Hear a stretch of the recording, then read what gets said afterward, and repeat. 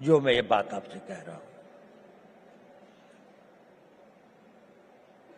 ये बात सही है कि नहीं, मैं नहीं कह सकता, लेकिन ये मेरे 81 साल के जीवन का अनुभव है। और आप लोगों को गुमराह करने से बड़ा पाप मैं कोई नहीं कर सकता। मैं आपसे एक बात कहना चाहता हूं, ये मेरे अनुभव के आधार पर भी है, और मेरा अनुभव मेरे अपने जीवन का नहीं, और हजारों लोगों के साथ जो मेरे जीवन का अनुभव रहा उस पर भी। जब आप अपने आप को इस तरह से ढालते हैं, 5 साल का टाइम दीजिए, केवल 5 साल, कि मैं जो निर्णय करूंगा उस पर अटल रहूंगा। 5 साल अगर आपने यह काम किया, आप में एक अद्भुत एनर्जी पैदा होती है। वो होती है आपकी विल पावर।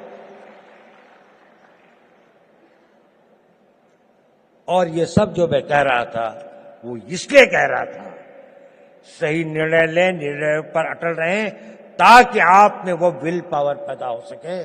और वो विल पावर क्या होती है, मैं आपको छोटी सी कहानी सुनाता हूं। 11 अप्रैल 2011 को हमारे कंट्री की एक नेशनल वॉलीबॉल प्लेयर थी, उनका नाम था अरुणिमा वर्मा। वो वॉलीबॉल के एक टूर्नामेंट से आई और अपनी परीक्षा देने के लिए दिल्ली से लखनऊ जा रही थी। बरेली के पास कुछ डकैतों ने उस पर हमला कर दिया और लोगों से सामान लूटने लगे। अधिकतर लोगों ने दे दिया। उसके गले में चेन थी, उन्होंने चेन खींचने की कोशिश करी, उसने रेजिस्ट किया, उसने नहीं दी चेन। उन लोगों ने उसे ट्रेन से बाहर फेंक दिया।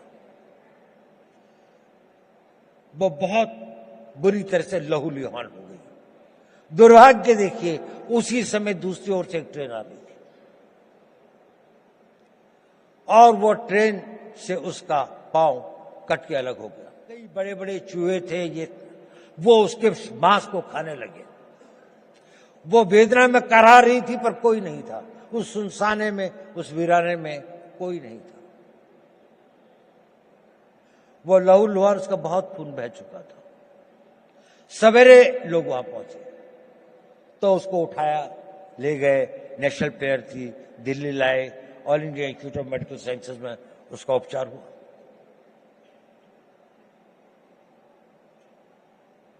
और उसकी पूरी टांग काट दी, एम्प्यूट करनी पड़ी।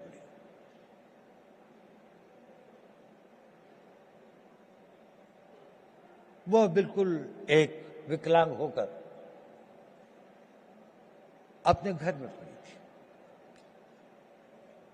लेकिन उसने ये इरादा किया कि नहीं, मैं विकलांग नहीं, मैं माउंट एवरेस्ट पे चढ़ूंगी।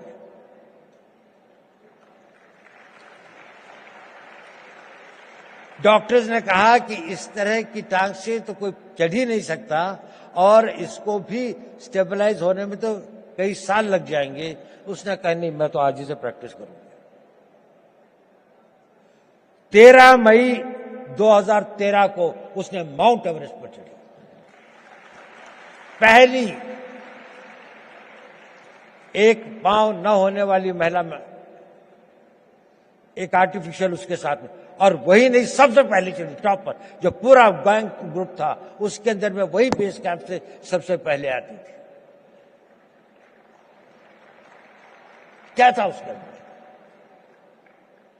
Physical strength, opportunities, talent.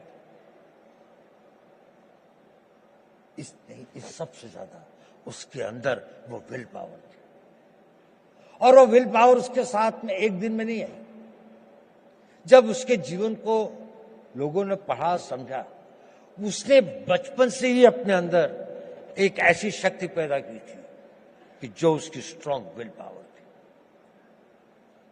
मैं चाहता हूं कि आप लोग इस 5 साल के शेड्यूल को फॉलो करें, इसके लिए नहीं कि निर्णय सही होंगे, इसके लिए नहीं कि निर्णय को आप निर्णय कर पाएंगे तो आपको सफलता मिलेगी, वो तो मिलेगी, लेकिन उस कमिटमेंट, उसके साथ में, रिगर के साथ में, उस डिसिप्लिन के साथ में अगर आप अपना जीवन जिएंगे तो आपके अंदर एक बहुत स्ट्रांग विल पावर पैदा होगा। और वो विल पावर एक इतनी बड़ी शक्ति होती है कि आप जो चाहोगे वो कर सकते हो। आप उसकी इच्छा करोगे, वो इतना बड़ा फोर्स मल्टीप्लायर होता है कि वो आपकी physical energy, mental calibre, mental talent वगैरह एवरीथिंग एल्स, वो सब कुछ जीतती हुई आप देखोगे कि जीवन में ये असंभव चीजें क्यों होती हैं। अब तो मेरे अंदर इतनी शक्ति रह भी नहीं गई, अब तो शायद मैं नहीं इसके काबिल हूं, लेकिन वही हो जाता है क्योंकि आपके अंदर वो ये डोरमेंट शक्ति ईश्वर अपने द्वारा बनाए हुए हर इंसान में देती है, लेकिन 99% की बिना जागृत हुए खत्म हो जाती है। कुछ लोग इसे जागृत करते हैं और वो अपने डिसिप्लिन से और उसको अपना नेचर बनाकर जागृत करते हैं। आप अपनी उस इच्छा शक्ति को बढ़ा सके, वही इच्छा शक्ति एक राष्ट्र शक्ति बनती है। लड़ाइयां क्यों लड़ते हैं हम लोग? कोई हमसे साइकोपैथ थोड़ी हैं कि दुश्मन की लाशें हों, डेड बॉडीज पड़ी हों, कटे हुए कटे हों तो हमें कोई बहुत संतोष या बहुत सुकून मिलता है। इसके लिए नहीं रहती लड़ाई। लड़ाइयां लड़ी जाती हैं किसी देश के मनोबल को तोड़ने के लिए, ताकि उसका मनोबल इतना टूट जाए कि वो हमारी इच्छाओं के अनुसार संधि कर सके, हमारी बात को मान सके, जो हम चाहते हैं वो उसे प्राप्त कर सके। जब आप लोगों में इच्छा शक्ति होगी तो राष्ट्र का मनोबल बनेगा।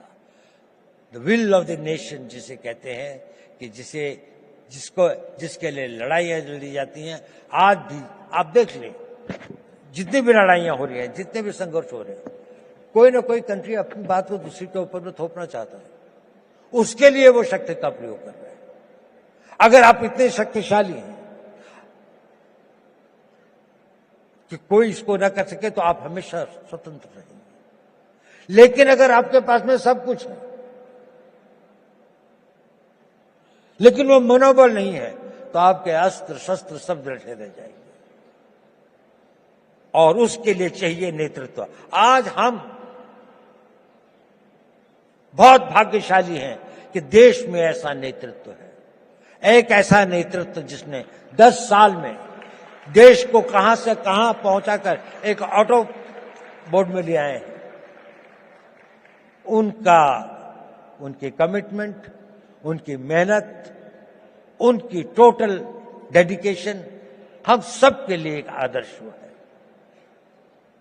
देखिए, नेपोलियन बोनापार्ट एक बड़ा भारी योद्धा था।